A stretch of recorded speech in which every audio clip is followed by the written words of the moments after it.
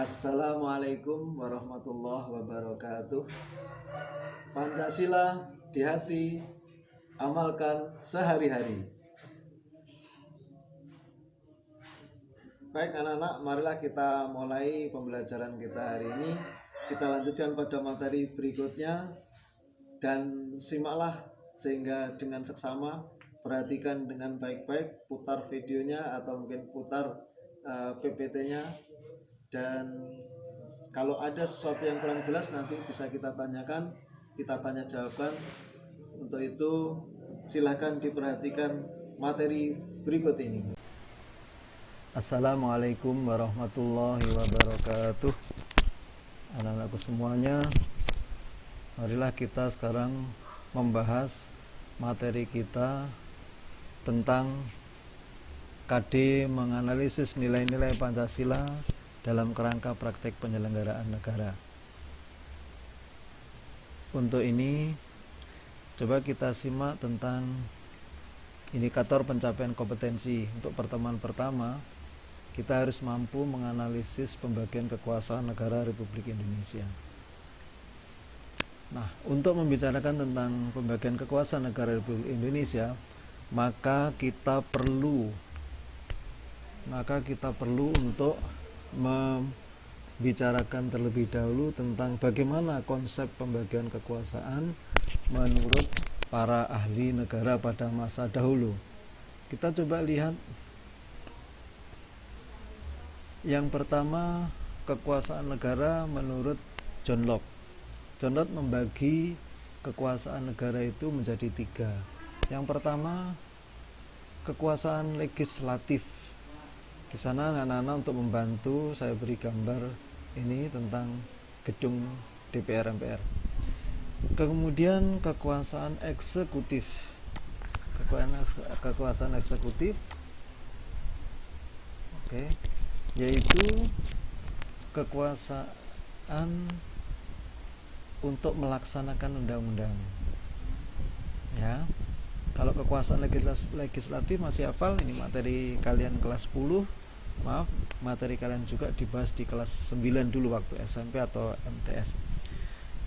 Kemudian yang ketiga, kekuasaan federatif. Baiklah, agar kalian lebih aktif, nanti kalian membaca, melihat dari buku materi yang sudah kalian peroleh dari perpustakaan atau mungkin buku-buku penunjang lain. Berikutnya anak-anak, ingat-ingat lagi ya, saya ulangi lagi. Menurut John Locke, kekuasaan itu dibagi menjadi 3, yakni kekuasaan legislatif, kekuasaan eksekutif, dan kekuasaan federatif. Mengenai apa itu kekuasaan legislatif, kekuasaan eksekutif, dan kekuasaan federatif, anak-anak bisa melihatnya nanti di buku penunjang atau di buku paket. Kita lanjut pendapat yang kedua, yaitu pendapat dari Montesquieu. Montesquieu membagi juga 3 kekuasaan, yaitu kekuasaan legislatif, kekuasaan eksekutif, dan kekuasaan yudikatif. Anak-anak, kalau kalian renungkan 3 macam kekuasaan ini tadi dari masing-masing para ahli, ternyata ada perbedaan dan kesamaannya. Oleh karena itu, sambil nanti belajar, kalian coba cari. Ini di slide berikutnya Bapak sudah cantumkan. Coba kalian amati apa perbedaan dan kesamaan pendapat antara John Locke dan Montesquieu. Nanti anak-anak dari situ akan banyak belajar dari pendapat para ahli itu. Coba kalian analisis ya.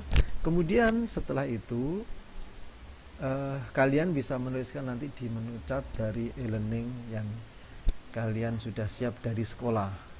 Baik anak-anak, itu sebagai pendahuluan awal. Mari kita lihat berikutnya bagaimana konsep pembagian kekuasaan di Indonesia. Konsep pembagian kekuasaan di Indonesia itu dibagi menjadi 2. 1, pembagian kekuasaan secara horizontal. 2, pembagian kekuasaan secara vertikal. Kekuasaan secara horizontal itu terdiri dari kekuasaan konstitutif, kemudian kekuasaan eksekutif, kekuasaan legislatif, dan kekuasaan yudikatif serta eksaminatif. Ya, kalian amati.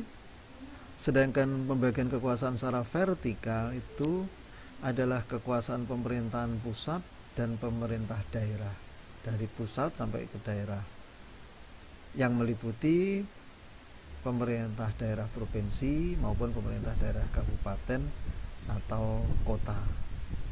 Ini semua terjadi kekuasaan vertikal itu karena konsekuensi dari sistem desentralisasi yang diterapkan di Indonesia. Baik, anak-anak, sekali lagi tentang apa pengertian-pengertian itu ada di dalam buku materi. Oleh karena itu, coba kalian cari dalam buku UUD 45, buku Undang-Undang Dasar 1945, tentang lembaga-lembaga negara sebagai pelaksana dari masing-masing kekuasaan secara horizontal tadi. Masih ingat ya, kekuasaan horizontal meliputi kekuasaan konstitutif, kekuasaan eksekutif, kekuasaan legislatif, kekuasaan yudikatif, kekuasaan eksaminatif. Kalian cari siapa lembaga-lembaga negara yang sebagai pelaksana dari kekuasaan tersebut. Kemudian jangan lupa juga kalian cantumkan dasar pasal-pasal yang menyebutkan tentang hal tersebut. Saya kira itu anak-anak untuk pertemuan pertama. Nanti kalian sambil menganalisis, mencari dalam buku-buku materi, sehingga nanti pengetahuan kalian tentang sistem pembagian kekuasaan Indonesia semakin bagus. Sekali lagi kalau ada yang ditanyakan bisa lewat chat. Sekian dulu. Assalamualaikum warahmatullahi wabarakatuh. Bagaimana? Sudah jelas dengan materi ini? Untuk selanjutnya, marilah kita tutup kegiatan kita hari ini. Kalau sudah tidak ada pertanyaan, kalau memang ada pertanyaan nanti bisa lewat chat. Anak-anak, kita tutup pelajaran hari ini dengan membaca, dengan berdoa bersama-sama. Berdoa dipersilahkan.